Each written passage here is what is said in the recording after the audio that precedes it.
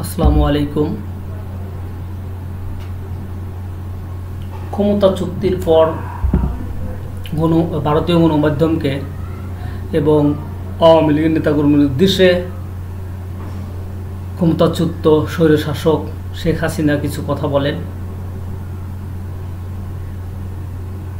গত 5 আগস্ট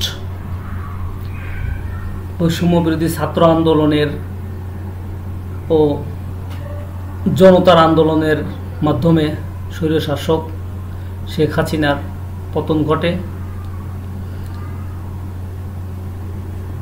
তীব্র আন্দোলনের মুখে শেখ হাসিনা পদত্যাগ করতে বাধ্য হন। সেদিন ঢাকার রাস্তায় লাখো জনতা নেমে আসে এবং গণভবনের ভিতর, সংসদ ভবনের ভিতরে জনগণ ঢুকে যায়।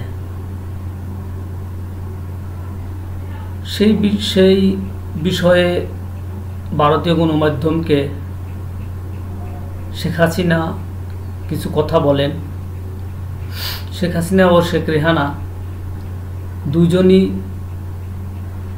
বৈষম্য বিরোধী ছাত্র আন্দোলনের মুখে পদত্যাগ করে দেশ ছাড়েন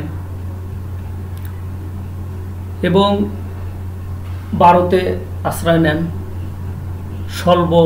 আপনারা সবাই জানেন, স্বল্প নোটিশের মাধ্যমে ভারত তাকে আশ্রয় দেয়।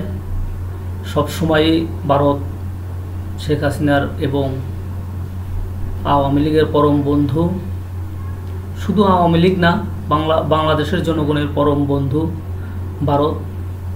সেই ভারতেই তিনি আশ্রয় নেন এবং ভারতের একটি নয়াদিল্লির কাছে একটি বিমান ঘাঁটিতে তিনি আশ্রয় নেন, শেখ হাসিনা আশ্রয় নেন।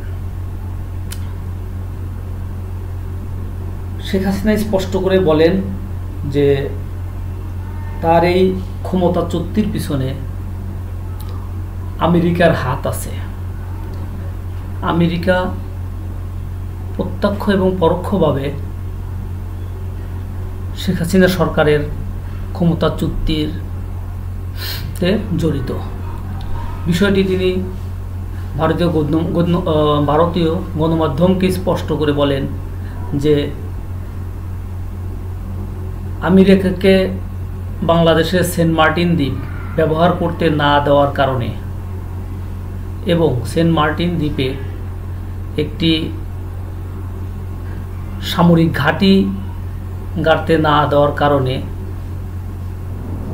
তাকে ক্ষমতাচ্যুতে সহযোগিতা করেন।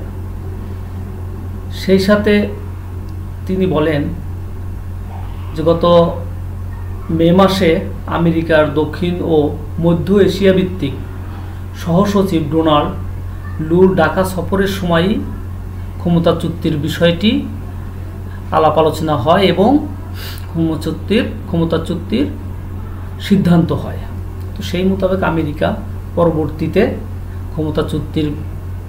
ক্ষমতাচ্যুতির বিষয়ে সহযোগিতা করে।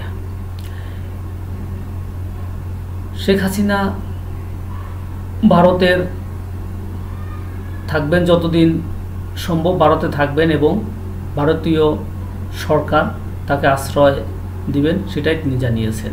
ধন্যবাদ। আসসালামু আলাইকুম।